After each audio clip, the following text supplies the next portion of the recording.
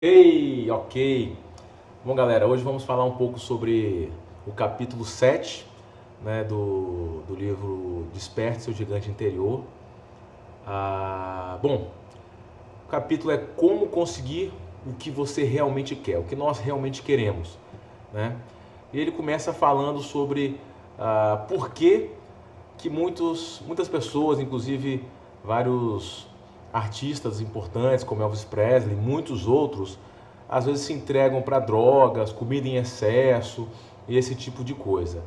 E ele está falando que na verdade é porque eles nunca descobriram a verdadeira fonte da felicidade, né? E não sabiam como fazer para se sentir bem. E a verdade é isso. E quando a pessoa não sabe como é que faz para se sentir bem, ela busca qualquer alternativa e às vezes alternativas destrutivas, na verdade.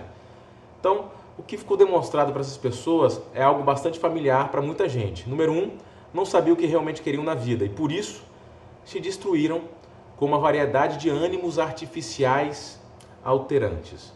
Número dois, desenvolveram não apenas trilhas neurológicas, mas vias expressas para a dor. E os seus hábitos a levavam a percorrer esses caminhos quase que numa base regular, né? E como não sabiam como fazer para se sentir bem, estavam sempre buscando alguma coisa externa para estar ajudando a lidar com o presente. Número 4, nunca aprenderam as engrenagens de como orientar conscientemente o foco de suas mentes. Permitiram que a dor e o prazer do ambiente as controlassem, em vez de assumirem o controle, né? E é impressionante como uma coisa simples como essa pode mudar tudo, né? O que você quer? Pergunte a si mesmo o que realmente deseja na vida. Quer um casamento amoroso? O respeito de seus filhos? Quer muito dinheiro? Carros velozes? Um empreendimento próspero? Visitar lugares exóticos? Ver pessoalmente monumentos históricos? Quer ser idolatrado por milhões de pessoas como artista de rock? Ou se tornar uma celebridade, né, com sua estrela lá na calçada da fama em Hollywood? Quer deixar sua marca para a posteridade como inventor de uma máquina de viajar no tempo? Quer trabalhar como Madre Teresa para salvar o mundo? Ou assumir um papel ativo na criação de um impacto ecológico? Enfim, qualquer que seja a coisa que a gente realmente quer ou a gente tem ansiedade de atingir, a gente deve perguntar, por que a gente quer isso? Não deseja belos carros, porque o grande lance é que no fundo as pessoas anseiam pelo sentimento de realização e prestígio que acham que acarretariam quando chegasse esse carro, né? Por que deseja uma vida familiar maravilhosa? É porque acha que lhe proporcionar sentimentos de amor, intimidade, afeição. Quer salvar o mundo por causa dos sentimentos de contribuição e fazer uma diferença e acredita que isso lhe trará. Não é verdade? Em suma, no fundo, o que a gente quer é uma maneira de como se sente. Tudo se resume ao fato de que você quer essas coisas ou resultados porque as encara como um meio de alcançar determinados sentimentos, emoções ou estados que a gente deseja. Quando beija alguém, o que a gente quer o que faz a gente sentir bem naquele momento do beijo? É o tecido úmido em contato com o tecido humano que desencadeia o sentimento? E o Anthony Robbins fala que não, se fosse verdade, beijar um cachorro na meio da rua proporcionaria a mesma coisa, né? Toda a nossa emoção nada mais é do que uma agitação de tempestades bioquímicas no cérebro. E podemos acioná-las a qualquer momento. Mas primeiro, a gente precisa aprender a assumir o controle consciente delas, em vez de viver em reação, né? Sem a menor dúvida, tudo o que fazemos é para evitar a dor ou obter prazer. Mas podemos mudar de imediato aquilo que a gente acredita que vai levar à dor ou que vai levar ao prazer, pela orientação do foco e pela mudança dos estados mentais emocionais e fisiológicos. A gente já descobriu incapaz, alguma vez você já se descobriu incapaz de recordar o nome de algum amigo? Ou como soletrar uma palavra difícil? Como não foi capaz? A gente já sabia a resposta, né? Mas por quê? Porque a gente é bobão, burro, estúpido? Não, porque se encontrava num estado de estupidez. A diferença entre uma atuação medíocre ou brilhante não se baseia na sua capacidade, mas sim no estado de nossa mente ou do nosso corpo em qualquer momento determinado. Você pode ser talentoso e com coragem e determinação pra caramba. A graciosidade e elegância de outra pessoa lá, a força e resistência de outra pessoa, a compaixão e inteligência de Albert Einstein. Mas se submergir continuamente em estados negativos, nunca realizará essa promessa de excelência. É igual o jogador de tênis. Tem um dia que o cara tá que tá. Parece que todas as raquetadas que ele dá, vai lá, a bola na linha, do jeito que tem que ser. E chega um dia depois, 2 dias depois, parece que o cara erra tudo.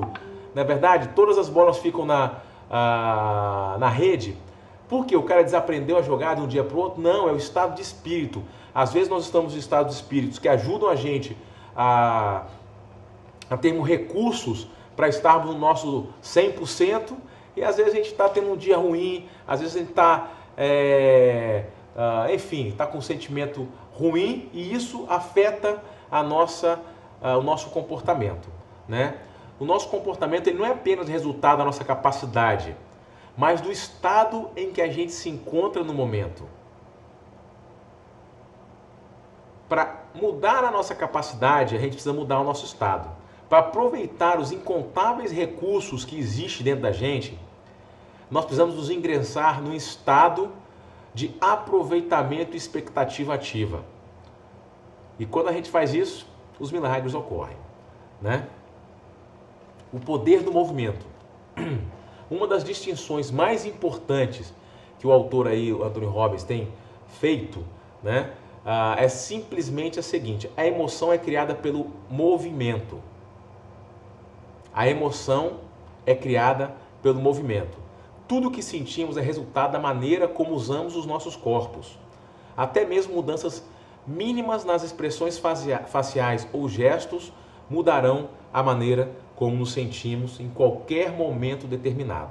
E por consequente, a maneira como avaliamos a nossa vida, a maneira como pensamos e como agimos. O simples fato da gente ficar carrancudo, com controle, faz a gente ficar em um estado negativo. E o simples fato de sorrir, fazer uma besteira, uma bobeira, deixa a gente mais entusiasmado. E isso muda tudo, muda o nosso comportamento. Então a mudança do comportamento, a mudança de como a gente se sente, começa com uma mudança de corpo, fisiológica mesmo, né?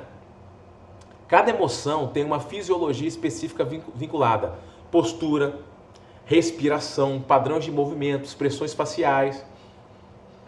A partir do momento em que aprende a usar o corpo quando se encontra em determinados estados emocionais, você pode retornar a esses estados ou evitá-los pela simples mudança de sua fisiologia. O problema é que a maioria das pessoas se limita apenas a poucos padrões usuais de fisiologia. Nós os assumimos de forma automática, sem compreender como é grande o papel que desempenha na determinação do nosso comportamento de um momento para o outro. É incrível. Ele fala que sempre pede para as pessoas anotarem todas as emoções que sentem numa semana. E é impressionante que entre as incontáveis possibilidades, a grande maioria das pessoas tem menos de uma dúzia de emoções que sente uma semana média. Por quê? Porque a maioria das pessoas tem padrões limitados de fisiologia, o que resulta em padrões limitados de expressão. Emoções que uma pessoa pode sentir numa semana: estresse, frustração, fúria, insegurança, solidão, tédio, angústia, felicidade, alívio, amor, animação, alegria. É um cardápio bem curto de opções emocionais quando se considera os milhares de atraentes estados disponíveis. Tome cuidado para não se limitar a uma lista tão curta. Sugiro que aproveite todo o buffet, tudo aquilo que existe a nosso dispor. Experimente coisas novas, cultive um paladar refinado de emoções.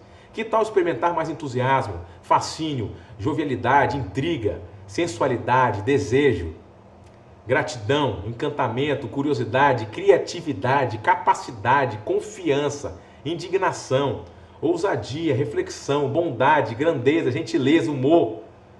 Por que não organizar sua própria lista longa?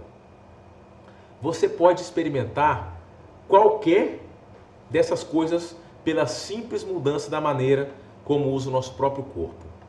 Podemos sentir forte, pode sorrir, pode mudar qualquer coisa num instante com uma simples risada, uma gargalhada. Você já deve ter ouvido o adágio antigo. Algum dia você vai olhar para trás e rir disso. Não é verdade? Mas se isso é verdade, por que não, em vez de esperar um dia que a gente vai olhar para trás e rir disso tudo, por que não rir disso tudo agora? Não é verdade? A maioria das coisas que deixa a gente triste e chateado, ficar triste e chateado não vai resolver o problema. É igual as pessoas achar que vai ter uma tarefa difícil de matemática, ele acha que vai resolver a tarefa difícil mascando chiclete. Não! 1000 vezes não. Mascar chiclete não adianta nada. E ficar triste não adianta nada resolver as coisas. Muito pelo contrário, piora. Não é verdade? Por que esperar? Desperte seu corpo. Aprenda a pô-lo em estados agradáveis. Não importa o que tenha acontecido. Como? Simples, crie energia pela maneira como pensa em alguma coisa de modo reiterado e mudará as sensações que vinculará a essa situação no futuro. Se repetidamente usar o corpo de maneira fraca, arriar os ombros, numa base regular, se anda como se estivesse cansado, você vai mesmo se sentir cansado, é impressionante.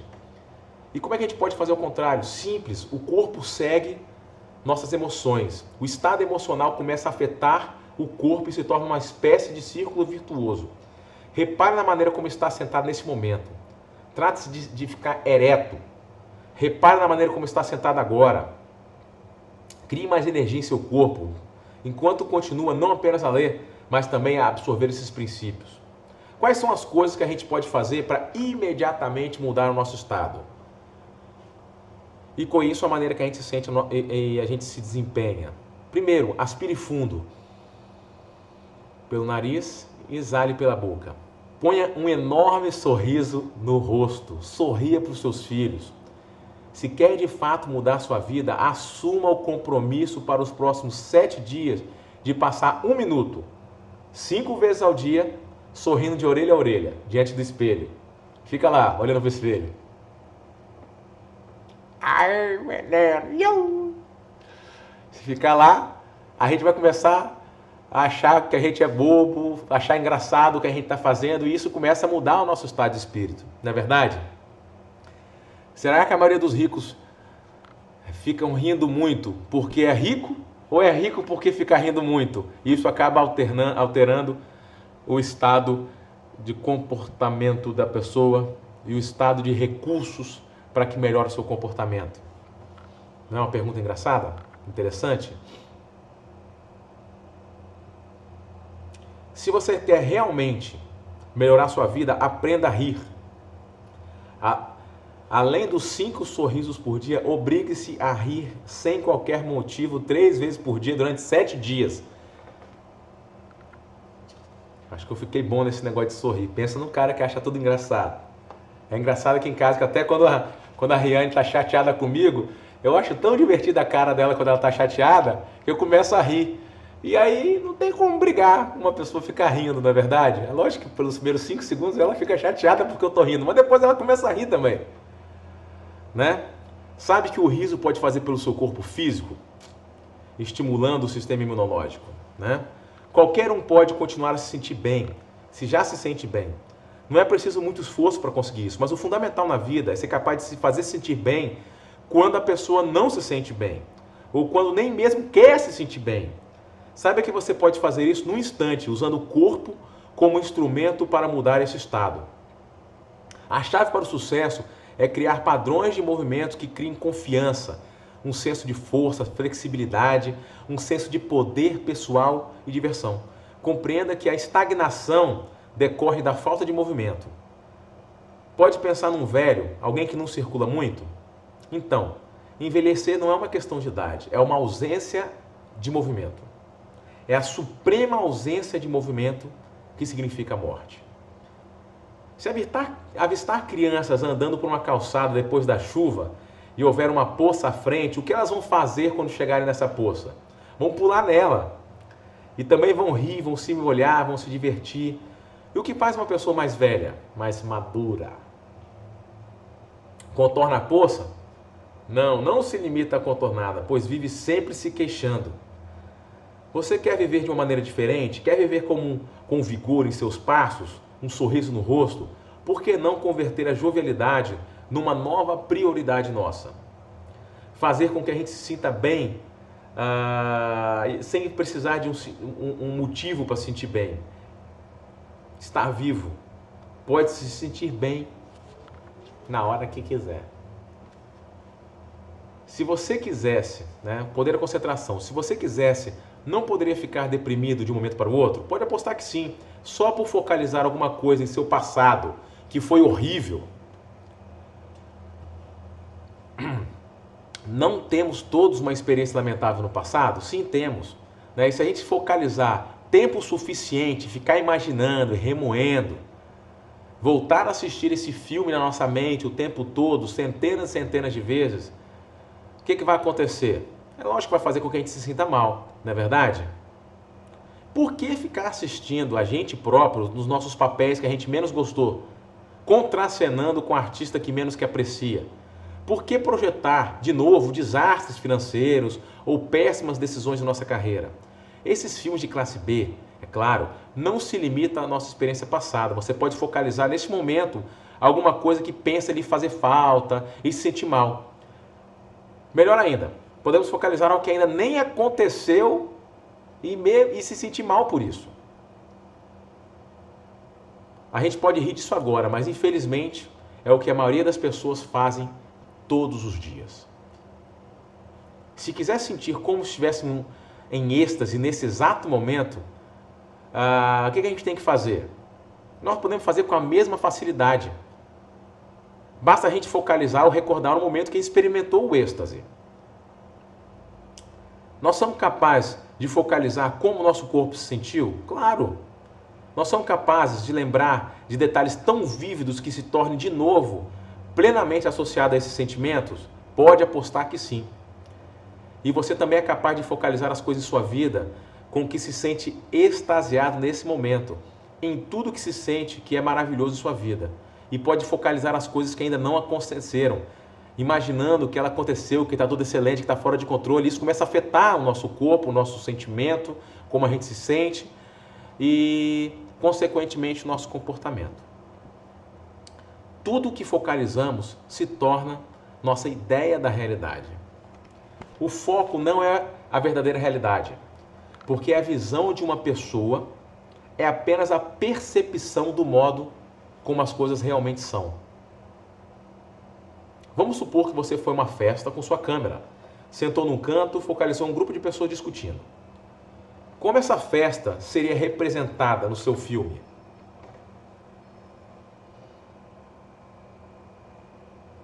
Seria projetada como uma festa desagradável e frustrante, em que ninguém se divertiu e todos brigaram. E é importante para nós lembrar que a maneira como representamos as coisas da mente vai determinar como sentimos. Mas o que aconteceria se a gente focasse numa festa com a nossa câmera, no outro ponto da sala onde estava todo mundo rindo, contavam piadas, se divertiam, dançavam, enfim, mostraria ter sido a melhor das festas, com todo mundo se divertindo demais, não é verdade? Então, mesma festa, mesma situação, a única coisa que ficou diferente foi o foco. Um estava focando no problema e o outro está focando só na diversão, em coisas boas e tudo mais. Cada um de nós vê nos outros o que temos em nossos corações. O significado é muitas vezes uma questão de foco. Se você marcou uma reunião de negócios e alguém não chega na hora, a maneira como se sente baseia-se rigorosamente no que focaliza. A gente pode focar assim, esse cara chegou atrasado porque não me respeita. Ele chegou atrasado porque ele não está me levando a sério, não está nem aí para o que eu vou falar. E se quando acontece isso, a gente começa a focalizar nisso, como é que vai o nosso estado? Nosso estado vai ficar péssimo. E se por outro lado alguém está atrasado, e a gente começa a fazer a pergunta para nós próprios, pô, será que aconteceu alguma coisa com essa pessoa? Será que aconteceu alguma coisa grave? Será que ele está com um problema? A gente não vai ficar chateado com ela. Mesma situação, focos diferentes, faz com que a nossa mente vá para um comportamento completamente oposto. Não é verdade? Uma coisa que é útil saber a respeito de tudo isso é, quando a gente muda o nosso foco, muitas vezes não muda de direção imediatamente. Isso não acontece também na vida? Claro que sim. Há com frequência um lapso de tempo entre o momento em que você redireciona seu foco e o instante em que seu corpo e sua experiência de vida o acompanham. O que representa mais motivo ainda para começar a focalizar algo que você quer e não espera com o problema por mais tempo. A maneira mais poderosa de controlar o foco é com o uso de perguntas, fazendo as perguntas certas. As perguntas são um dos meios mais poderosos e simples para mudar a maneira como a gente se sente em relação a praticamente qualquer coisa. Há cerca de 15 anos, um valentão da 7ª série provocou uma pessoa com uma briga. Esmurrou no nariz e deixou-o desmaiado. Quando o rapaz recuperou os sentidos, ele jurou que se vingaria, matando o valentão. Foi para casa, pegou um revólver da mãe e saiu à procura do seu alvo. Naquele momento, o seu destino pairava na balança. Com o valentão na mira da arma, ele podia disparar. E o colega se tornaria história, se vingaria. Mas foi nesse instante que ele se fez a pergunta: o que vai acontecer comigo, com a minha vida, se eu puxar esse gatilho? E outra imagem começou a aparecer no seu foco. A mais dolorosa que podia imaginar. Começou a visualizar ele com uma lucidez assustadora em como seria a vida dele na cadeia. E essa dor em potencial foi maior que a expectativa de vingança.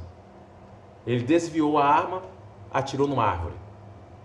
Uma mudança de foco, uma decisão sobre dor e prazer, provavelmente fez diferença entre um garoto sem futuro e uma das maiores histórias de sucesso nos esportes do nosso tempo.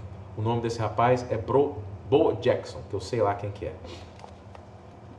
Enfim, não é apenas o que a gente focaliza, mas como a gente focaliza. Nossa experiência do mundo é criada pela coleta de informações com o uso dos sentidos, dos 5 sentidos. Cada um de nós, no entanto, tende a desenvolver um modo de foco predileto, uma modalidade. Algumas pessoas, por exemplo, recebem um impacto maior pela visão, isto é, o sistema visual tende a ser predominante, outras pelos sons, outras pelo tato. Não é verdade? Mas mesmo dentro de cada um desses modos de experiências, porém, há elementos específicos de imagens, sons ou outras sensações que podem ser mudados para aumentar ou diminuir a intensidade das nossas experiências. E o autor chama isso de submodalidade. Pode pegar uma imagem na nossa mente e depois pegar qualquer aspecto dessa imagem, que é uma submodalidade, e começar a mudar. Por exemplo, você pode baixar radicalmente a intensidade de sentimento em relação a qualquer coisa pela manipulação das submodalidades, né? Colocando mais brilho, enfim, uma pessoa que gosta de música, ela pode colocar a música mais alta na imaginação dela, mais baixa, mais rápida, mais lenta, pode mudar o ritmo por um ritmo mais animado, enfim, nós podemos alterar essas submodalidades e com isso alterar a maneira como a gente se sente, ok? E aí, ele começa a dar exemplos, por exemplo, submodalidades visuais, auditivas e sinestésicas, fora de católico, que é todo espetáculo.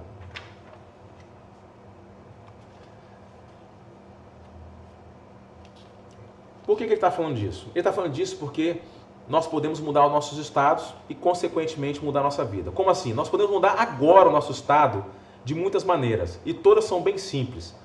A gente pode mudar agora a nossa fisiologia imediatamente apenas mudando a respiração. Podemos mudar o foco ao determinar o que focalizar ou a ordem das coisas que focalizamos ou como focalizamos. O problema é que a maioria das pessoas, elas têm pouquíssimos meios para mudar o seu estado de espírito. E por não ter alternativas internas de estar no controle e saber mudar a hora que quiser, acaba descontando às vezes na comida, na bebida e em outras coisas, porque é a única coisa que ela aprendeu. E por ficar repetindo todas as vezes a mesma saída, por exemplo, se a pessoa desconta na bebida, toda vez que ela se sente triste, ela vai ficar com vontade de fazer o quê? Porque se tornou um hábito. Beber. Se uma pessoa desconta na comida, o que ela vai querer fazer quando ela se sente mal? Comer. Passa a ser o único caminho que essa pessoa conhece. E é por isso que é tão importante nós aprendermos a outros tipos de caminho.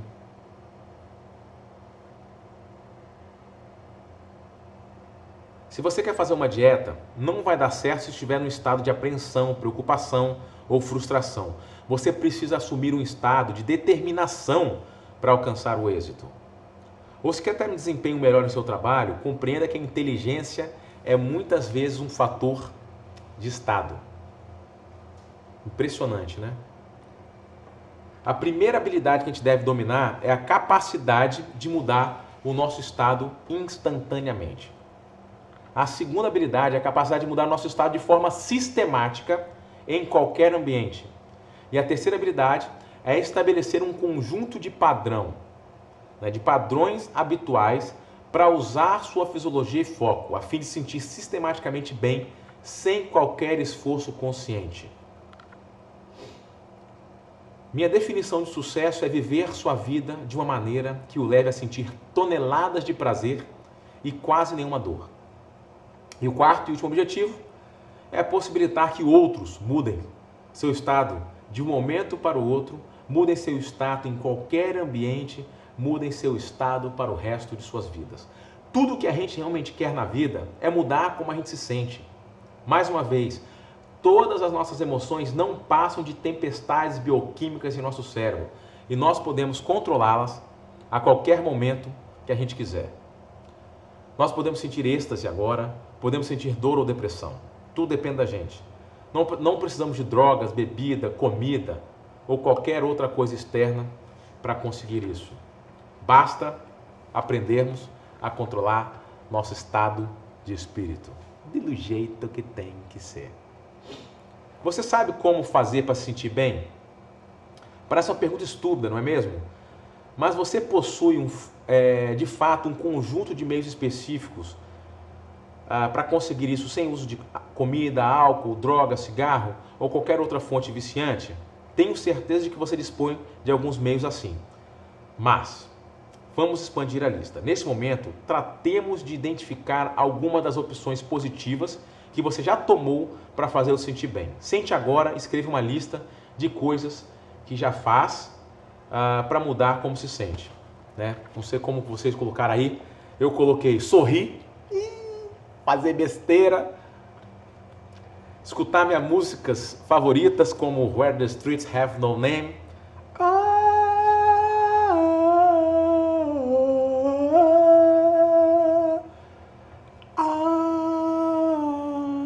Começa a imaginar essa música, já fica entusiasmadaço pra caramba beça. Respirar, parar tudo e dar uma respirada do jeito que tem que ser. Jogar beach tênis ou fazer algum esporte que eu gosto. Conversar com os amigos, bater papo com os amigos. Produzir, adoro estar fazendo uma venda, adoro estar fazendo um recrutamento. Beijar os filhos, abraçar os filhos, beijar a esposa, abraçar a esposa. Assistir filmes de comédia, um banho quente, jacuzzi, tomar chá quente, termojetes quente com limão, jogar videogame, cantar, apesar da minha linda voz, pular, sem motivo nenhum, da volta olímpica,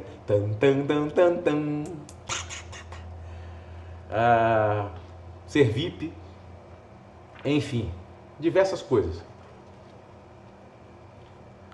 E ele falou outros meios aqui: dançar, cantar junto com seu predileto, assistir a comédia, concerto, jacuzzi, tomar um banho quente, fazer amor, ter um jantar de família com todos sentados à mesa, enfim, várias coisas. Se você não tem um plano para ter prazer, é bem provável que vai ter dor. Todo segredo aqui é criar uma imensa lista de meios para se fazer sentir bem, a fim de não precisar recorrer a meios que sejam destrutivos. Se vincular dor a hábitos destrutivos e mais prazer a novos e fortalecedores hábitos, vamos descobrir que a maioria destes é acessível na maior parte do tempo.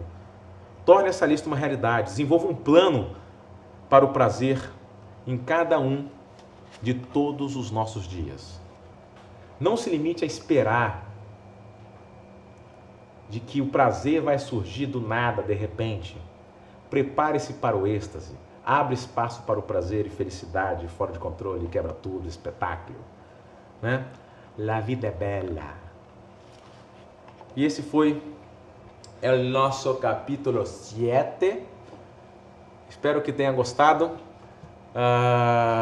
E nos falamos agora na próxima segunda-feira no nosso grupo de foco ao vivo para tratar do capítulo 8. Beijo, beijo, beijinhos, docinhos, quezinhos e abraços e docinhos e besitos. Até mais.